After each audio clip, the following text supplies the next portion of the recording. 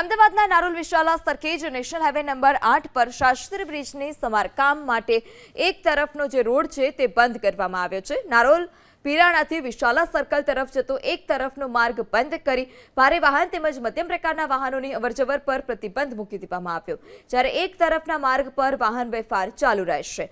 બ્રિજના સમારકામને કારણે એક જે બ્રિજનો ભાગ છે એક તરફનો તે બંધ કરી દેવામાં આવ્યો છે, જેને કારણે ટ્રાફિક જામની પણ સમસ્યા સર્જાઈ શકે છે।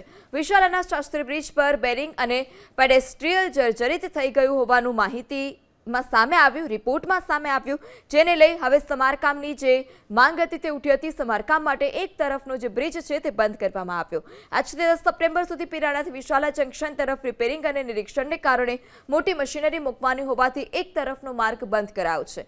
દરરોજ આ બ્રિજ પરથી 5000થી વધારે વાહનો પસાર થાય છે, ત્યારે બ્રિજનો એક તરફનો ભાગ બંધ કરાતા લોકોને હાલાકી પણ ભોગવવી પડશે।